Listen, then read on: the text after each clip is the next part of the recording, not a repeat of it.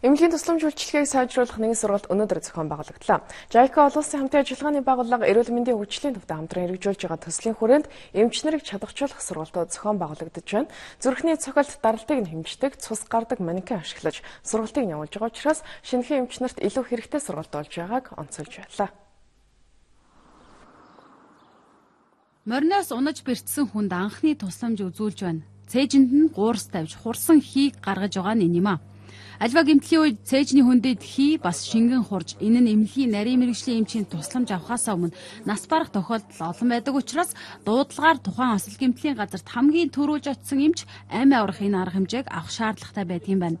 Нэг үгээр хэлбэл эмч бүрийн зайлшгүй мэдэх шаардлагатай арга техникүүдийг эзэмшүүлж сургах багш нарыг энд бэлдэж байна.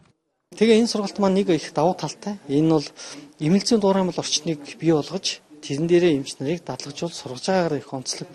Тэрнээс одоо бол дөнгөж төгсөөд гараад ирсэн эмч нар маань шууд ингээл дагаад шууд хагалгаанд ороод шууд сурж байгаа шүү дээ. Одоо тэгвэл энэ дээр ингээл яг юм дуураймал орчин дээр энэ JICA олон улсын байгууллагаас өгсөн энэ манекан дээр ингээд зүсгээр цус гараа те яг арьстай адилхан зүсэгдээ тэгээд энд нь ойдол тавиад хуурцаа тавиад тэгээд тодорхой нөхцөл өгөө те.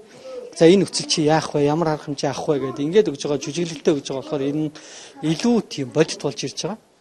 За яг ийм тусламжийг авч чадаагүйгээсээ гэмтэж бэртгсдийн 52% нь эхний 2-3 минутанд 27% нь эхний 2 цагийн дотор нас бардаг гэсэн судалгаа байна. Амьд энсийн энэ үед осол болсон газар дээр нь үзүүлэх эмнэлгийн тусламжуудыг зааж сургах 8 сургагч өгшийг энэ удаагийн сургалтаар бэлтгэлээ.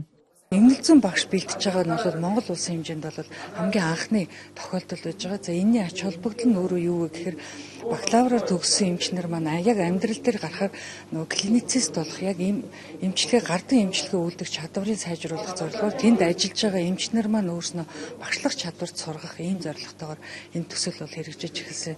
За энэ хүрээнд бол бид нар яг хүүхдийн яралтай тусламжийн чиглэлээр 24 эмч сургалтанд хамрагдсанаас одоо яг 8 эмч нь бол сургагч багш болоод бэлтгэгдсэн эмнэлгүүд дээрээ тодорхой яг сургагч багшийнхаа чиглэлээр ажиллаа хийгээ явж байна. Сургагч багш нарыг бэлтгэх энэ төслийн хувьд 2020 он хүртэл